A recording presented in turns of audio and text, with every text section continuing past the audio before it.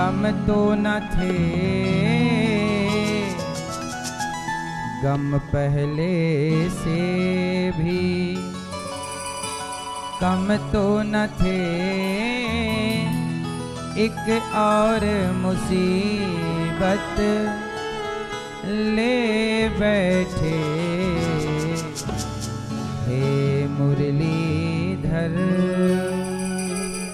हे मुरलीधर, हे छलिया, हे मोहन, हमने अपना दिल किसे दे दिया? आपके पास कितने दिल हैं बताओ? कितने दिल हैं आपके पास? एक ही दिल है, और वो किसे दिया है?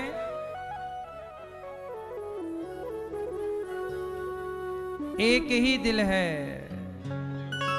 कौन है आपके दिल के योग? क्या संसार में कोई आपको ऐसा दिखता है जिसे आप अपना दिल दे सकें?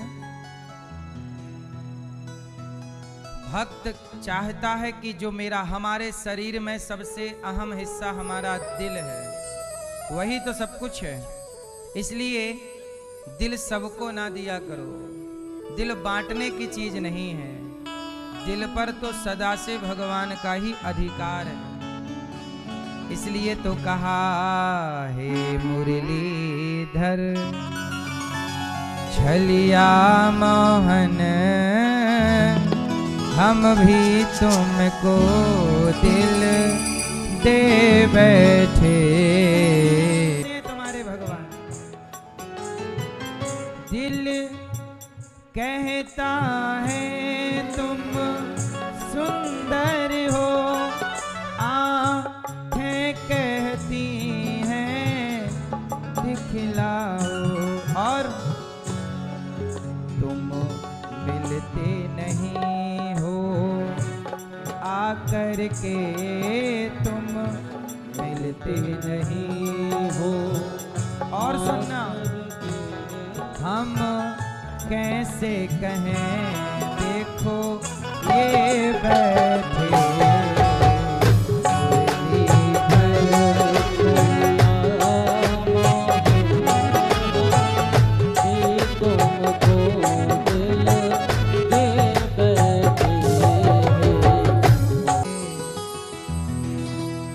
भगवान से प्यार करके भगवान में ही दिल लगाओ।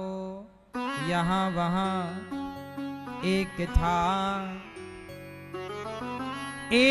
था दिल, एक है दिल, मिल गया वो श्याम से।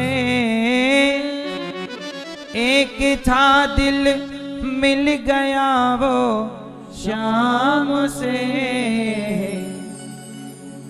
अब कहीं दिल को लगाने की हमें फुर्सत नहीं।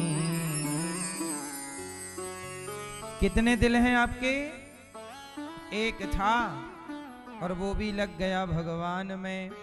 अब कैसे कहें, कैसे अपना दिल तुम्हें दे दें? इसलिए दिल को सही जगह लगाओ। दिल को लगाओ भगवान में, और दिमाग को लगाओ संसार में। परिवार में, व्यापार में दिमाग लगाओ, भगवान में दिल लगाओ। भगवान दिल से समझेंगे और दुनिया दिमाग से समझती है। सही है गलत है? रिश्ते दिल से चलते हैं कि दिमाग से? व्यापार दिल से चलता है कि दिमाग से? फिर ये संसार दिमाग से चलता है। इसलिए दिमाग से चलाओ गृहस्थी को, दिमाग से चलाओ व्यापार को, दिमाग से चलाओ सबको, पर भगवान में दिमाग न लगाओ, भगवान में दिल लगाओ। आप उल्टा कर देते हैं, भगवान में दिमाग लगाते हैं और संसार में दिल लगाते हैं। पत्नी को दिल दे देते हैं और बाद में फिर रोते हैं, दिल मेरा तोड़ दिया उसने। अब दिया था तो तोड़ ही देगा। आपकी गलती, आपने दिया क्यों? दुनिया वालों को मैया दिल बांटोगी तो टूट ही जाएगा। दुनिया के लोग दिल तोड़ देते हैं। अच्छा, सुदामा के दिल को क्या श्री कृष्ण ने तोड़ा? उत्तर दो। तोड़ा? क्या शबरी के दिल को राम ने तोड़ा? आपके पास कुछ ना हो तो संसार आपको भूल सकता है, पर भगवान तब भी नहीं भूलते जब आपके हाथ खाली होते हैं। इसलिए दिल में जगत को ना बिठाओ, दिल में जगन्नाथ को बिठाओ और संसार को मैनेज करो दिमाग से। बात समझ में आई? पति को कहां से मैनेज किया जाएगा? पत्नी को कहां से मैनेज किया जाएगा? बच्चों को कहां से मैनेज किया जाएगा? कहां? दिल से? पत्नी को? बच्चों को? बच्चों में भी दिमाग, दिल नहीं, क्योंकि बच्चे तो बड़े होके आपको भूल ही जाएंगे। लगाए रहो दिल, बाद में रोगे बेटा सुनता नहीं है। क्यों लगाया दिल? वो तो नहीं ही सुनेगा एक टाइम बाद। अभी से तैयार रहो, पहले से तैयारी रखोगे तो ज्यादा कष्ट नहीं होगा। आप लोग पहले लगा लेते हैं दिल और बाद में जब वहां से लातें पड़ती हैं तो रोते हैं। सही है? पहले से हम जानते हैं, हमें पता है कि ये वस्तु हमारी नहीं है। जब हमें पता है कि ये वस्तु हमारी नहीं तो हमने इस वस्तु से मोहब्बत क्यों की? इस वस्तु में दिल क्यों लगाया? अब लगाया तो हमारी गलती। हमें पता है कि ये वस्तु हमारी नहीं है तो क्यों दिल लगा रहे हो? ये जब तुम्हारा है नहीं तो क्यों सोच रहे हो? बेटा बेटी परिवार ये सब किसका है? बेटी किसकी है? भगवान की। भगवान ने भेजा है। अच्छा बताओ, आपके बेटे को आपने बुलाया कि भगवान ने भेजा है? आपकी बेटी को आपने बुलाया है कि भगवान ने भेजा है? इस संसार में सबको भेजने वाले कौन हैं? हाँ, रचा है सृष्टि को जिस प्रभु ने, वही ये सृष्टि चला रहे हैं। रचा है सृष्टि को जिस प्रभु ने, वही ये सृष्टि चला रहे हैं। तो भगवान ने रचा है, वही चला रहे हैं। इसलिए बेटा बेटी को पढ़ाओ लिखाओ, संस्कार दो, योग्य बनाओ, बच्चों में दिल ना लगाओ। लगाओगे वो छोड़ ही देंगे। जैसे आप लोग बताओ, अपने माँ बाप में पहले ज्यादा प्यार था। छोटा बच्चा अपने माँ बाप से बहुत प्यार करता है। अब जैसे आप बड़े हो गए तो जितना प्यार आप छोटे में अपने माँ बाप से करते थे, सच बताओ अब बड़े में इतना माँ बाप से प्यार है? इतना अटैचमेंट है ना? कम हो जाता है समय के साथ। क्यों मैया? सही है? आप मानो ना मानो, समय के साथ माँ बाप से भी अटैचमेंट कम होता है। और ये आपका और हमारा दोष नहीं है, ये प्रकृति ही ऐसी बनी है। सही है? अब जैसे आप लोग देखिए, आप लोग छोटे से थे तो माँ की गोद से उतरते नहीं थे। अब माँ कई बार बच्चों को माँ बुलाती है, बच्चे सुनते नहीं, माँ बाप की भावनाओं की कदर नहीं करते। ऐसा है, समय के साथ सब बदल जाता है। इसलिए बदलता हुआ संसार नश्वर है। जब जगत बदल रहा है तो बदलते हुए संसार से मोहब्बत क्यों करना? ना बदलने वाले भगवान में दिल लगाओ, क्योंकि ये तो सब बदल ही जाएगा। जब हमें पता है कि सब बदलना है तो हम क्यों दिल लगाएं? तो दिल कहाँ लगाओगे? भगवान में। और दिमाग कहाँ लगाओगे? परिवार में, बिजनेस में, व्यापार में, काम में। दिमाग।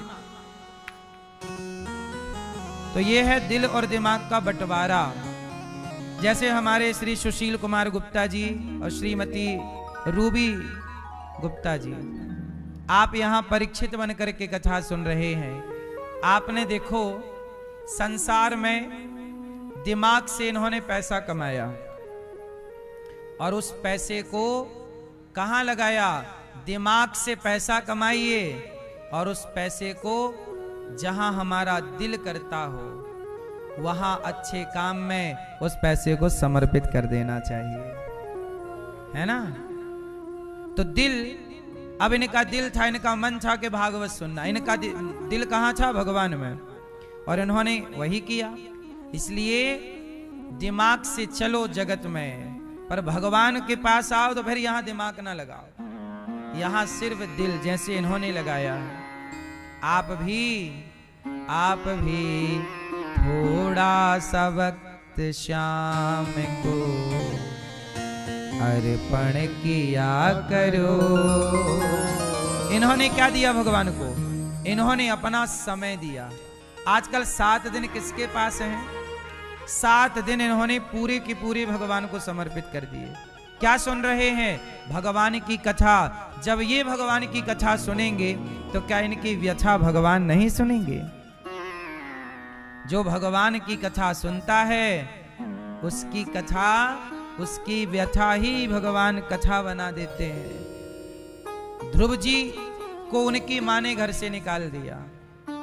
ध्रुव जी की माँ ने क्या किया? ध्रुव जी को घर से निकाल दिया, अपमानित कर दिया। अब ध्रुव जी हो गए व्यथित। जब ध्रुव जी की व्यथा नारद जी ने सुनी तो नारद जी ने ध्रुव जी को मंत्र दे दिया, बेटा ओम नमो भगवते वासुदेवाय का। ध्रुव जी की व्यथा गुरु ने सुनी और गुरु ने जब मंत्र दिया और ध्रुव जी ने उस मंत्र का जाप किया तो ध्रुव जी की व्यथा ही संसार के लिए कथा बन गई कि नहीं?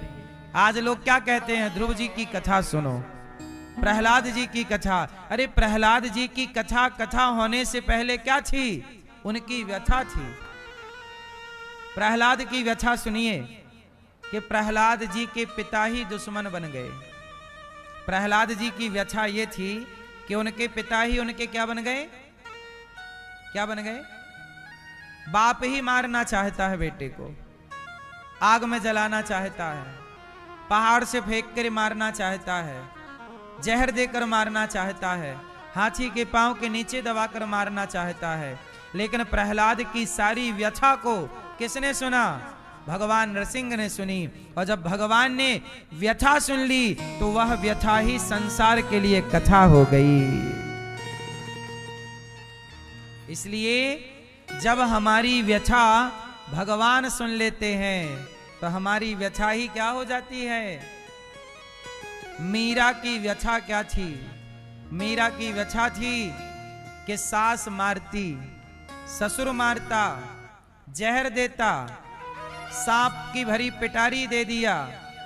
कितना अत्याचार! लोग कहें वो तो भई रे बबरिया, सास कहे कुल नासी रे। सास मतलब मीराबाई की सास कहती थी कि इस मीरा ने तो मेरा घर बर्बाद कर दिया, संतों के संग रह के मेरे इज्जत नाम खराब कर दी, इसका तो पता नहीं किसके साथ क्या रहती है।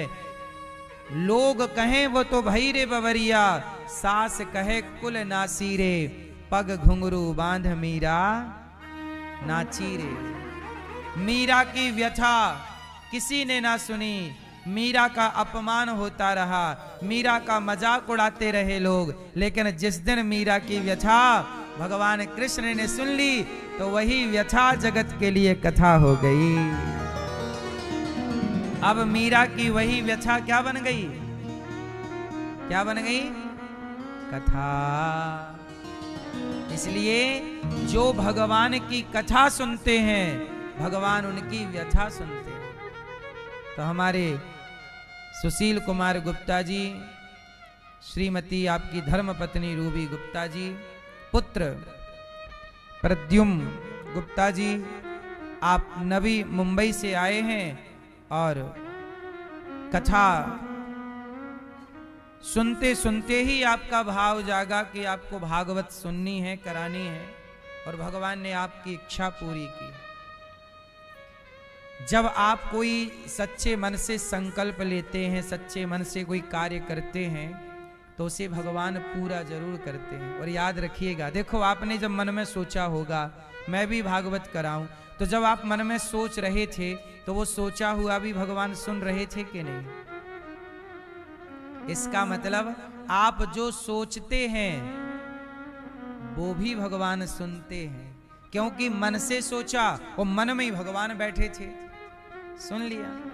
इसलिए कहता हूं अच्छी सोच रखा करो, क्योंकि आपकी अच्छी बुरी हर सोच को, हर बात को कौन सुनता है? आप जो सोच रहे हैं वह भी भगवान सुन रहे हैं।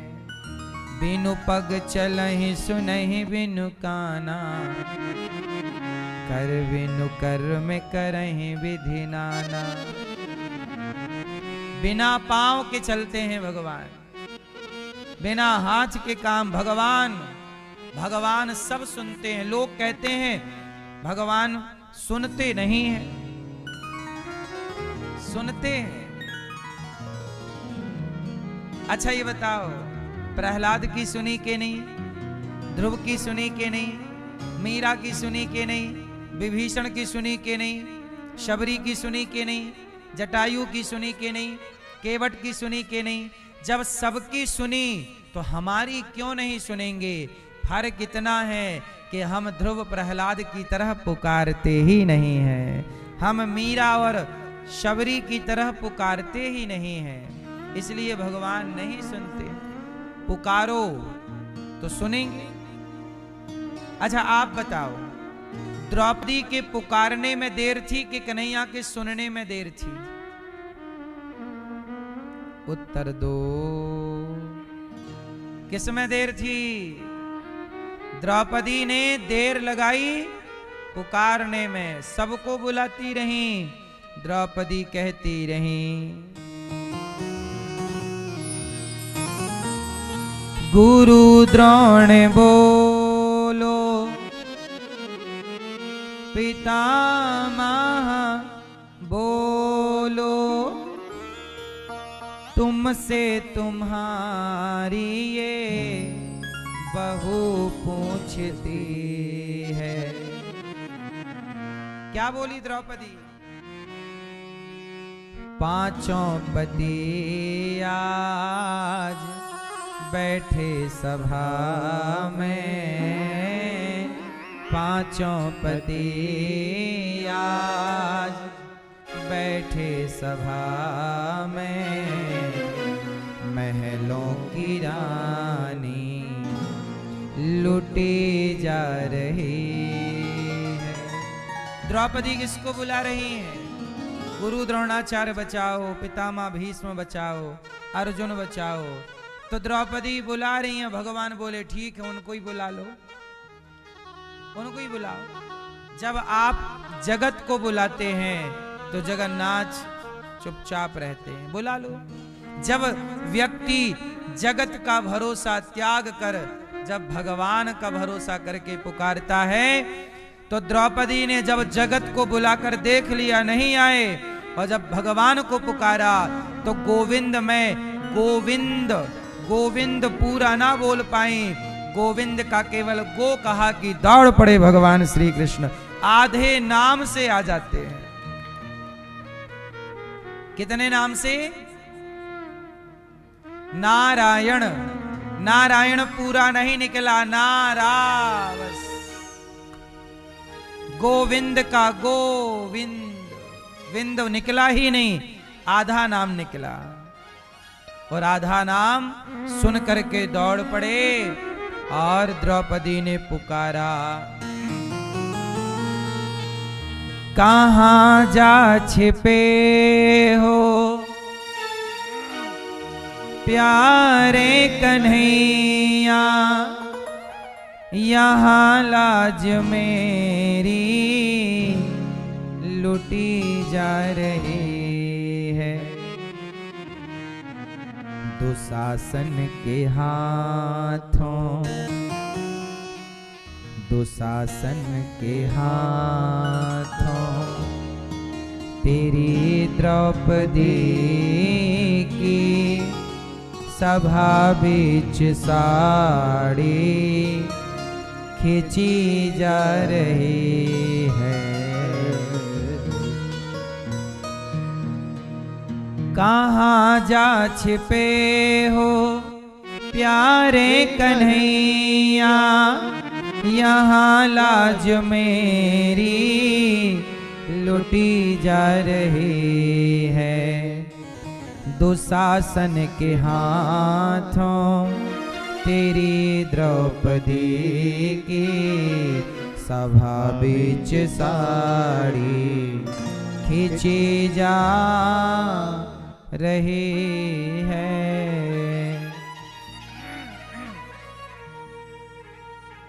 बात समझ में आई?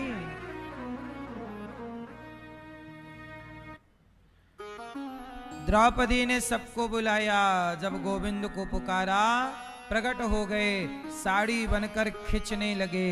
दुशासन 10,000 हाथियों का बल रखने वाला थक गया और बोला कि साड़ी बीच नारी है कि नारी बीच साड़ी है कि साड़ी ही की नारी है कि नारी ही की साड़ी है। तब द्रौपदी ने कहा, मूर्ख दुशासन, ना साड़ी बीच नारी है, ना नारी बीच साड़ी है, ना साड़ी ही की नारी है, ना नारी ही की साड़ी है। ये तो वृंदावन बिहारी है जो चीर बनकर खिंचा जा रहा है, खिंचा जा रहा है। द्रौपदी की पुकार सुनी है तो बताओ हमारी सुनेंगे कि नहीं? उत्तर दो मेरी मां। क्या हमसे कोई बुराई है? क्या हमसे भगवान की कोई दुश्मनी है? सबकी सुनी है तो हमारी क्यों नहीं सुनेंगे? पुकारते रहो। हाँ, पुकारते रहो। प्रिय भक्तों, भगवान, कल आपने कथा में सुना कि मनु जी महाराज की 3 बेटियां, 2 बेटे प्रियव्रत और उत्तानपाद। उत्तानपाद की पत्नी का नाम है सुनीति और दूसरी पत्नी का नाम है सुरुचि। सुनीति जाए उत्तानपादस्य सुनीति सुरुचिस्तयोः।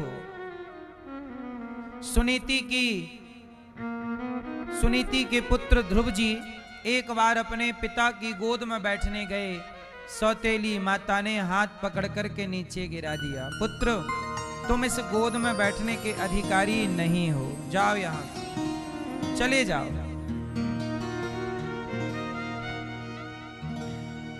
तपसाराध्य पुरुषम तस्यैवानुग्रहेण में गर्भे त्वं साधयात्मानं यदि इच्छसि नृपासनम। जाओ, तप करो। ध्रुव जी बेचारे रोते रोते रोते रोते घर गए। माँ ने कहा, क्या हुआ? कह दिया, माँ, अपमान कर दिया मेरी माँ ने, सौतेली माँ ने। सुनीति ने कहा, बेटा ध्रुव, तू परेशान ना हो, तेरा अपमान हुआ है, कोई बात नहीं। तू पिता की गोद में बैठना चाहता था, पुत्र, तू जा उस परम पिता की गोद में बैठ, जिसकी गोद में बैठने के बाद किसी की गोद में बैठने की जरूरत नहीं पड़ती। ध्रुव जी ने, माँ ने मोटिवेट किया, जाओ तपस्या। देखो माँ कितनी अच्छी है। माँ बच्चे को कहाँ के लिए प्रेरणा दे रही है? तपस्या करो, तप करो। माँ, मैं जितनी भी माएँ मुझे सुन रही हैं, मैं सभी माँओं से हाथ जोड़ के एक छोटी सी प्रार्थना करूं। अपने बच्चे को रोज 5-10 मिनट अपने पास बिठाकर रोज कुछ ना कुछ अच्छी बात उसे समझाओ, रोज उसे सिखाओ, रोज उसे कुछ अच्छी बातें बताओ कि बेटा तुम्हें बहुत तरक्की करना है, बहुत आगे बढ़ना है, उसके लिए पढ़ना होगा, उसके लिए अच्छे आचरण करने होंगे, तुम्हें लड़ाई झगड़ा नहीं करना, बेटा तुम्हें गुटखा नहीं खाना। आप रोज कहिए, सामने वाला माने ना माने। अच्छा ये बताओ, पत्थर है, और आप एक हथौड़ा लिए हैं और हथौड़ा लेकर के मार रहे हैं, एक ही जगह पर बार बार चोट मार रहे हैं, कितना भी मजबूत पत्थर हो, एक ऐसी भी चोट आएगी जो चोट उस पत्थर को तोड़ देगी। ये बात सही है कि गलत है? कितना भी मजबूत पत्थर हो, शिला हो, एक चोट ऐसी आएगी कि वो उसे दो टुकड़े कर देगी। सही है कि गलत है? ऐसे ही बच्चों को ज्ञान की चोट मारते रहो, मोटिवेट करते रहो, समझाते रहो, उनके गलत पर समझाओ, प्यार से समझाओ, डांट कर नहीं, बिठाओ प्यार से। बेटा ये दारू पीना सही नहीं है, बेटा ये सिगरेट पीना सही नहीं है, बेटा तुमने जो रास्ता पकड़ा है वो गलत है, समझाओ। वो ना समझने की जिद पकड़ा है तो तुम भी समझाने की जिद पकड़ लो। अब देखते हैं जीत किसकी होती है। अच्छी बातें करते रहिए, करते रहिए, करते रहिए। अच्छी बातों का, अच्छे संग का प्रभाव पड़ेगा जरूर। अच्छा बताओ, कुएं की रस्सी, कुएं की रस्सी कुएं के पत्थर को घिस देती है कि नहीं? आप तो जानते होंगे कि रसरी आवत जात है, सिल पर पड़त निशान, करत करत अभ्यास के जड़मती होत सुजान। जड़मती मतलब मूर्ख व्यक्ति भी प्रैक्टिस करने से, अभ्यास करने से, समझाने बुझाने से, गलत व्यक्ति भी एक दिन सही हो सकता है। जैसे रस्सी के घिसने से कुएं के पत्थर पर निशान पड़ जाता है। जब कुएं के पत्थर को रस्सी घिस सकती है तो आपको हम रोज समझाएं। इसलिए तो कहते हैं कथाएं रोज सुनो, सत्संग रोज करो। एक ना एक दिन वो सत्संग की एक बात आपके पूरे जीवन को बदल करके रख देगी। रोज हथौड़े से पत्थर पर चोट मारिए, मारिए, मारिए, एक दिन वो पत्थर टूटेगा जरूर, कितना भी मजबूत क्यों ना हो।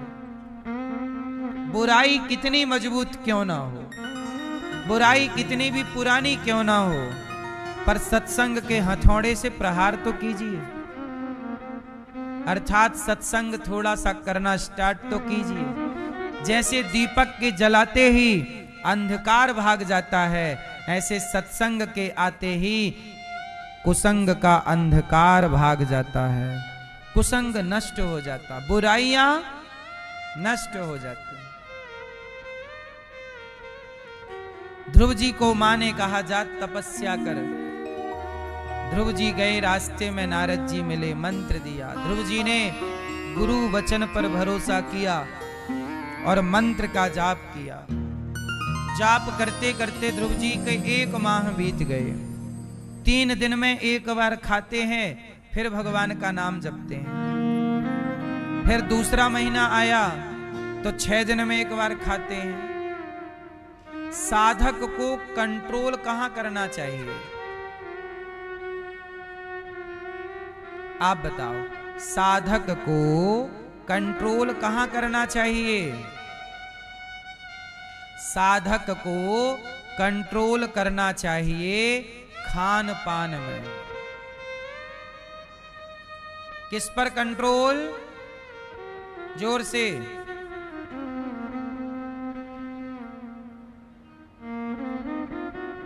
जितना सादा जीवन आप जी सकते हैं जियो। संसार की चमक से जितना दूर रह सकते हैं रहो। सादा जीवन। क्यों मैया? अच्छा एक बात बताओ, एक स्त्री है, उसके अगल बगल 3-4 नौकर रहते हैं, नौकरानी रहती है। उसे पानी की जरूरत पड़े तो नौकरानी ले आए, भोजन की जरूरत पड़े उसे कुछ करना नहीं पड़ता, नौकर नौकरानी सब काम करते हैं। और एक दूसरी महिला है, जिसके पास कोई नौकर चाकर नहीं है उसे खुद सारे काम करने हैं। बताओ किसकी उम्र ज्यादा होगी, स्वास्थ्य किसका ज्यादा अच्छा होगा? जिसके 4 नौकर हैं वो महिला स्वस्थ होगी, या जिसका एक भी नौकर नहीं है वो स्वस्थ होगा? जोर से कौन कौन मैया? आप जितनी सुख सुविधाओं में जाएंगे आप उतने बीमार परेशान हो जाएंगे। आत्मनिर्भरता खत्म। आप जैसे ही 4 नौकर नौकरानी आए वैसे ही आपके पैरों में दर्द स्टार्ट हो जाएगा, क्योंकि चलना फिरना बंद। शरीर कहता है कि मेरे से काम लो, शरीर कहता है कि मेरे से काम करते रहो तो स्वस्थ रहोगे, और जरा आप बैठ गए तो फिर उठ ना पाओगे। सही है गलत है? और आज का आदमी अंधों की तरह चमक में उलझा है कि भाई हमारे भी 2-4 नौकर चाकर हों, हम भी ऑर्डर चलाएं। आज का व्यक्ति देखा देखी में ज्यादा जीना चाहता है। उसके नौकर चाकर हैं, हमारे भी। अब देखो आप लोग साग सब्जी खरीदने जाते हो, काय से जाते हो? 2 व्हीलर से जाते हो। साग सब्जी लाए, 2 व्हीलर से गए, लेके आ गए। अरे आप सवेरे 1 घंटा क्या करते हो? जिम जाते हो, वहां जाके साइकिल चलाते हो। जिम में जाके साइकिल चला रहे हैं और साग सब्जी लेने गाड़ी से जा रहे हैं। अरे साइकिल से साग सब्जी ले आओ तो साइकिल चलाना हो जाएगा, स्वास्थ्य भी रहेगा, डीजल पेट्रोल बिजली सब बचेगी। सही है कि गलत है? लेकिन लोगों को ये लगता है कि हम साइकिल से चलेंगे तो लोग क्या कहेंगे, अरे साइकिल से चल रहा, लोग हंसेंगे। अरे पागल, अमेरिका में जो अधिक बड़ा आदमी होता है उसके घर साइकिल होती है, और जो गरीब होता है उसके घर कार होती है 4 चक्के की। मतलब कार है तो सामान्य है, और साइकिल से चल रहा मतलब बड़ा आदमी है। ये अमेरिका की डेफिनेशन है। सही है गलत है? और भारत में साइकिल से चलो तो लोग समझते हैं गरीब है। गरीबी का ठप्पा नहीं लगाना चाहते लोग अपने माथे पर, भले बीमारी से मर जाएं। अरे साइकिल अमीरी गरीबी की निशानी नहीं है। साइकिल तो आपके हेल्थ को अच्छा रखती है और आपके वातावरण को भी अच्छा रखती है, प्रदूषण नहीं है। इतनी सी बात लोगों की समझ नहीं आई। जितना पैदल चलोगे, जितना साइकिल से चलोगे, आप उतने स्वस्थ रहोगे। छोटे छोटे रोजमर्रा के काम साइकिल से कर लिया करो, हाँ या ना? लेकिन नहीं, लोग अपने स्टेटस को देखते हैं। हमारा स्टेटस क्या है? दिखावा की जिंदगी है। आजकल दिखावा क्या चल रहा है? शादियों में लोग ज्यादा खर्चा करते हैं। तूने 2 करोड़ खर्चा किया, मैं 3 करोड़ खर्चा करूंगा। अच्छा, तूने शादी में बेटी की 3 करोड़ खर्चा किया, मैं 5 करोड़ खर्चा करूंगा। दिखावे की जिंदगी। लोग दूर दूर शहरों में जाकर, दूसरे शहरों में जाकर बड़ी बड़ी होटलों में शादी ब्याह करते हैं। व्यर्थ का खर्चा।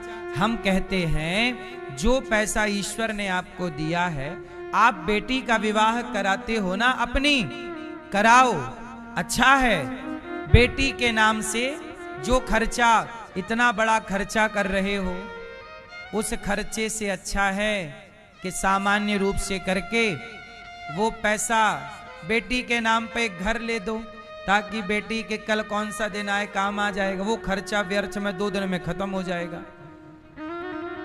बेटी के नाम का प्लॉट ले लो या घर लेके दे दो, बेटी बेटी हम तेरे लिए विवाह में हम 1 करोड़ खर्च करने वाले थे, तो हम तेरे लिए 1 करोड़ का 80 लाख का घर लेके तुझे दे रहे हैं, 20 लाख की शादी कर रहे हैं तेरी, चल। वो घर उसके काम आएगा उसकी मुसीबत में। और जो पैसा बचा, थोड़े पैसे से कोई गरीब बेटियों का विवाह कर देना, तो जब और किसी बेटी का विवाह करेंगे तो उनकी दुआओं से तुम्हारी बेटी का घर सलामत रहेगा, स्वस्थ और सुखी रहेगा। आप पैसे का उपयोग ठीक से लोग कर नहीं रहे हैं। पैसा है लोगों के पास तो दिखावा में खर्च हो रहा है। हम भी दिखाएंगे, तुम भी दिखाओ, सब दिखा रहे हैं, दिखाओ। देखो हम भी विवाह करते हैं बेटियों का। गौरी गोपाल आश्रम में हम एक साथ अभी 13 मई को एक साथ यहाँ 25 बेटियों का विवाह है। अभी आज ही एक पिताजी आए, बोले हमारी ये एक बहन है, इनकी बेटी है, गरीब है, कोई करने वाला नहीं, क्या आप बेटी का हमारे विवाह कर देंगे? हमने कहा ले आना, भाई बनकर उस बहन का धूमधाम से करेंगे यहां विवाह। अब बताओ ये सही है ना? आप अपनी बेटी का भी विवाह करो, धूमधाम से करो, पर उस बेटी के विवाह में बहुत पैसा खर्च करने से अच्छा है कुछ पैसे बचाकर किसी और बेटियों के 2-4 बेटियों का विवाह कराओ। उनकी दुआओं से तुम्हारी बेटी का घर सलामत रहेगा। मुझे लगता है कि पैसे का अच्छा उपयोग होना चाहिए। ऐसा नहीं है कि लोगों के पास पैसा नहीं है, बेकार में खर्च करने के बड़े पैसे हैं। मैं कहता हूं आपको ईश्वर ने पैसा दिया है, एक स्कूल बना लो, बच्चों को पढ़ाओ। अब बेटियों का यहाँ विवाह होगा, 25 बेटियों का, आप भी एक बेटी का विवाह में सहयोग कर सकते हैं, कन्यादान में सहभागी बन सकते हैं। किसी एक सेवा से अपने आप को जोड़िएगा। ध्रुव जी गए, उन्होंने खाने पीने पे बड़ा कंट्रोल किया, और 5 महीने की तपस्या से भगवान प्रकट हो गए। भगवान के आने में देर नहीं है। अच्छा एक बात बताओ, दही में मक्खन है कि नहीं? जोर से है। तो प्रकट करने के लिए क्या करना पड़ेगा? दही से कहो दही भाई साहब मक्खन निकाल के दो हमें, तो कहने से दे देगा? दही से आप कहो दही भैया हमें मक्खन दो, क्या दही कहने से देगा? दही में मक्खन है पर कहने से ना निकलेगा। आप कहो निकल आए तो बताना। दही से कहते रहो, वो कभी मक्खन ना निकालेगा, पर कहो मत, करो, मथानी लाओ और मंथन करो, मंथन करने से मक्खन प्रकट होगा। ऐसे भगवान कहाँ हैं? कहने से, हमें दिखाओ, दिखाने से नहीं। भक्ति करो भगवान प्रकट हो जाएंगे, मंथन करो मक्खन प्रकट हो जाएगा। बिना भक्ति के, बिना प्रेम के थोड़ी कुछ आपको मिलना है। इसलिए भगवान किसे मिले? भगवान कोई हड़ा नहीं है कि रास्ते चलते जमीन में गड़ा हुआ सोना मिल गया, जमीन में पड़ा हुआ पैसा मिल गया। अरे भगवान तो प्रेम के अधीन है। शबरी को मिले तो सही, पर प्रेम के कारण मिले। किसके कारण मिले? इसलिए मैया भगवान से क्या करोगे? मैया क्या करना है? प्रेम। ध्रुव जी ने प्रेम किया, भक्ति की, ध्रुव जी को भगवान मिल गए।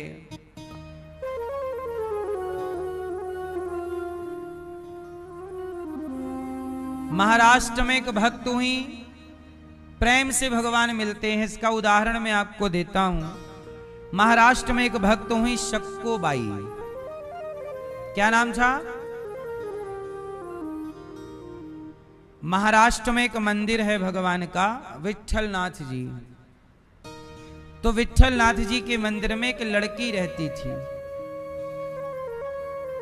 वो लड़की बचपन से उसके माता पिता नहीं थे, माँ बाप की मृत्यु हो गई या छोड़कर कोई चला गया, तो वो बेचारी मंदिर में ही रहती, मंदिर में झाड़ू लगाती, पोंछा लगाती, भगवान के बर्तन धुलती, भगवान से बड़ा प्रेम करती थी वो। मेरे विठ्ठल, मेरे विठ्ठल, विठ्ठल विठ्ठल विठ्ठला, पांडुरंग विठ्ठला।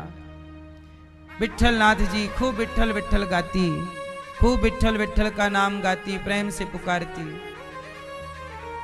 अब वहां जो पुजारी लोग थे, वो भी उस लड़की को अपनी बेटी की तरह रखने लग गए। कह रहे ये यहीं रहती, इसका कोई नहीं है, ये यहाँ मंदिर की बेटी है, चलो हम सबकी ये क्या हुई, अब बेटी की तरह उसे प्रसाद दे देते, भोग लग जाए तो भगवान का प्रसाद खाती, और प्रसाद खा के दिन भर उसका कोई काम नहीं, मंदिर में झाड़ू लगाना, भगवान का दर्शन करना और प्रेम से भगवान का नाम जपना। बस कथा हो जाए कहीं तो कथा सुन लेना,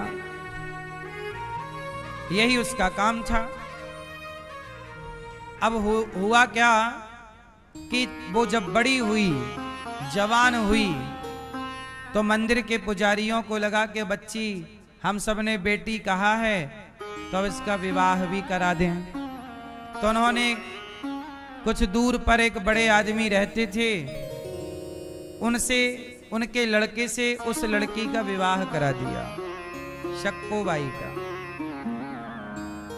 अब विवाह हुआ, वो ससुराल आ गई शक्कोबाई, और जब ससुराल आई तो ससुराल में भी सारे लोग बिल्कुल उल्टा थे। शक्कोबाई तो बहुत बड़ी भक्त थी, बहुत भगवान का नाम जपती, भगवान से अत्यधिक प्रेम करती, परंतु ससुराल में कोई भी भगवान का नाम नहीं जपता था, कोई भी पूजा नहीं करता। जब कोई पूजा नहीं, कोई ध्यान नहीं, और जब शक्कोबाई पूजा करे तो शक्कोबाई की पूजा देखकर सास ताना मारती, बड़ी पुजारिन बन रही है, बड़ी पूजा पाठ कर रही है, पर वो शक्को के प्रेम को वो लोग समझ ही नहीं पाए। उसका प्रेम तो बिल्कुल पवित्र था भगवान से, लेकिन ये लोग उसकी पूजा को ढोंग बताते, ससुराल के लोग, शक्कोबाई की ससुराल के लोग। पति उसकी पूजा को ढोंग कहता, सास कहती कि तू बड़ी पंडितानी बन रही है, ये बन रही है, खूब अपमान किया। पर फिर भी वो सास की बातें सुनकर, पति का तिरस्कार सुनकर वो घर का काम पूरा करती थी, सास की भी सेवा करती, पति का भी ख्याल रखती, सारी जिम्मेदारियां पूरी करती, और वह जो समय बच जाए वो काम करते करते वो विठ्ठल नाथ जी के ध्यान में डूब जाती। एक बार क्या हुआ कि वो रोटी बना रही थी शक्कोबाई, अब रोटी बनाते बनाते ध्यान भगवान का आ गया और भगवान के चिंतन में वो डूब गई, तो रोटी जल गई। और जब रोटी जली तो धुआं उठा, बगल में सास थी, सास को जली हुई रोटी की गंध गई। सास आई, देखी तो चूल्हे पर रोटी जल रही और शक्कोबाई ध्यान में भगवान विठ्ठल नाथ जी। सास ने आकर गाल में एक तमाचा मारा। नींद आ रही है, रात को सोती नहीं है, सो रही है, जबकि वो सो नहीं रही थी, वो ध्यान में चली गई, ध्यान लग गया भगवान का। भोजन जला दिया, अन्न बर्बाद कर रही है, खूब मारा, सास ने मारा, फिर पति को पता लगा तो पति ने भी मारा। सबकी मार खाकर भी वह भगवान का चिंतन करती रहती, कोई किसी को जवाब नहीं देती। उसने समझ लिया कि मेरे भाग्य में ये कष्ट लिखा है तो मुझे हंस के या रो के सहना तो पड़ेगा। अब उसने सारा कष्ट वो सहती और भगवान से प्रेम करती। एक दिन क्या हुआ, देखो केवल भक्त ही नहीं रोता, भगवान भी भक्त के लिए रोते हैं। भगवान हमसे बहुत प्रेम करते हैं, पर हमारे जो कर्म कभी बुरे रहे होंगे, जिस कर्मों का फल हमें भोगना पड़ता है, उस कर्मों के फल में भी कई बार भगवान कहते हैं भोग करके पवित्र हो जाओगे। इसलिए भगवान भी कई बार भोगने देते हैं, वो प्यार बहुत करते हैं। आप लोगों को लगता है कि हम तो भक्त हैं, हमें कष्ट क्यों हो रहा है, हमें दर्द क्यों हो रहा है, हमारे साथ ऐसा क्यों हो रहा? नहीं, भक्त हो मतलब क्या चाहते हो कि आपको कोई कष्ट ना हो, आपको आपके कर्मों का दंड ना मिले। भगवान कहते हैं नहीं, मैं तो मिलूंगा पर तुम पवित्र होकर के आओ, कोई भी कर्म भोग शेष ना रह जाए। भगवान चाहें तो कर्म समाप्त भी कर सकते हैं। मेरे भाग्य में दुख है, भगवान चाहें तो कर भी सकते हैं समाप्त। तो फिर सवाल ये खड़ा हुआ कि भगवान चाहें तो आपके भाग्य के कष्ट को कम कर सकते हैं, समाप्त कर सकते हैं, क्यों नहीं कर रहे हैं? इसलिए भगवान नहीं करते क्योंकि भगवान समाज को ये भी तो बताना चाहते हैं कि देखो भैया, तुम कर्म गलत करोगे तो भोगना पड़ेगा। यदि नहीं भोगना पड़े तब तो लोग और गलत गलत काम करेंगे कि देखो उन्होंने तो गलत किया तो उन्हें तो भोगना नहीं पड़ा, हम भी गलत करेंगे। इससे लोगों का डर समाप्त हो जाएगा। इसलिए भगवान राम के पिता दशरथ जी, जब श्रवण कुमार को दशरथ जी ने मार दिया तो श्रवण के माता पिता तड़प तड़प करके मर गए। तो श्रवण के पिता जब तड़प करके मरे तो दशरथ जी को भी तड़प तड़प करके मरना पड़ा। जबकि राम जी चाहते तो पिता के ऊपर ये जो शाप था श्रवण के पिता का, चूंकि वो दशरथ जी भगवान के पिता हैं तो समाप्त कर सकते थे ना, पर भगवान ने अपने पिता का भी प्रारब्ध नहीं मिटाया। उनका कर्म दंड उन्हें भोगना पड़ा और भगवान ने समाज को मैसेज दिया कि मेरा बाप भी गलत करेगा तो उसे कर्म दंड भोगना पड़ेगा। तो भैया आप लोग जरा बच करके कर्म करना, ऐसा ना करना कि आपको वह कर्म आपको कष्ट दे। तो भगवान समाज की व्यवस्था से बंधे हैं ना, भगवान तो चाहे तो सबका कर्म समाप्त कर सकते हैं। करते हो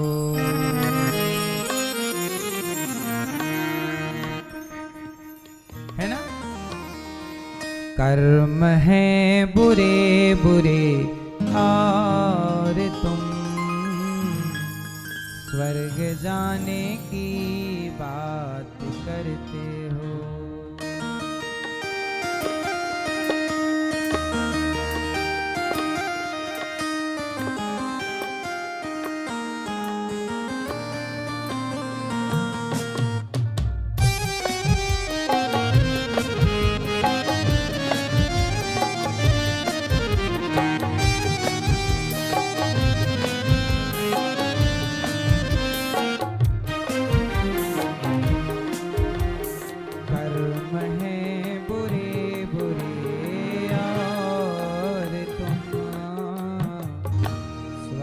जाने की बात करते हो।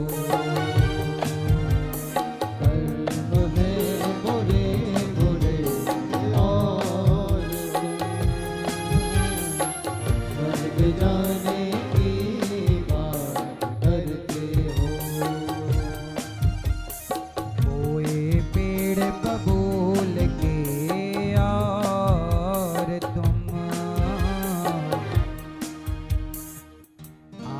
खाने की बात करते हो। कोई पेड़ बबूल के और आम खाने की बात करते हो। बबूल का पेड़ बो रहा है और खाना क्या चाहता है? कर्म है बुरे बुरे और तुम स्वर्ग जाने की बात करते हो। कर्म है बुरे बुरे और तुम स्वर्ग जाने की बात करते हो।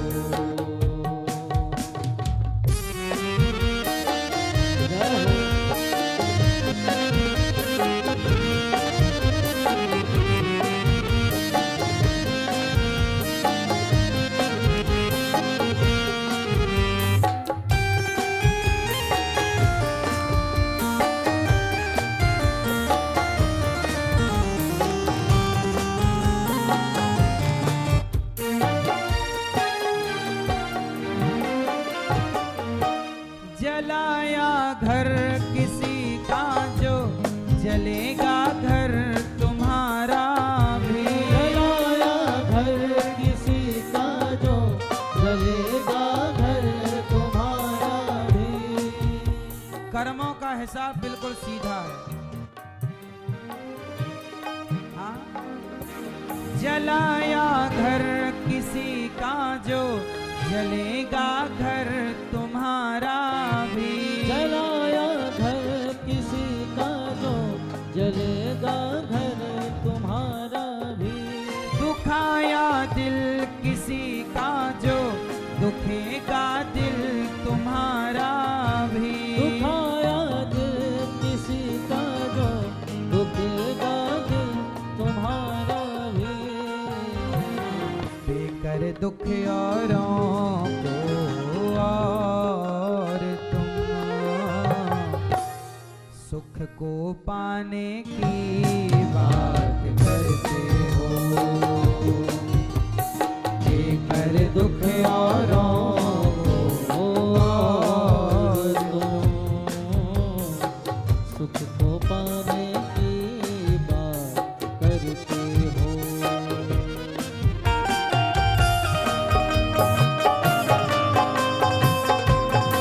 जय हो।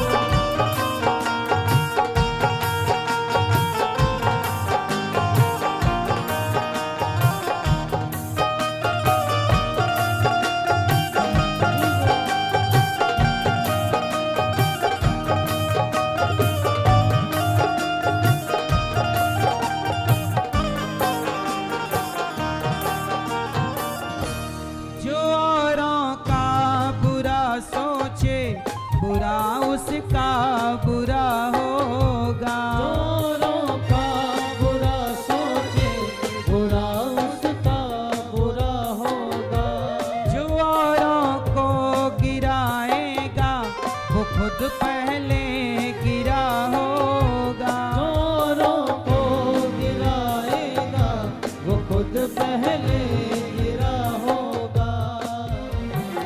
आदमी औरों को गिरा के औरों के बारे में बुरा सोच के अपना अच्छा चाहता है।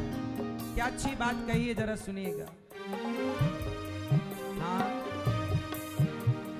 मन में छल भरा भरा और तुम मन में छल भरा भरा और तुम दर्शन पाने की बात करते हो। मन में छल भरा भरा और तुम दर्शन पाने की बात करते हो। केवल प्रभु का नाम, हे नाथ मुझे अपने से दूर ना कीजिए।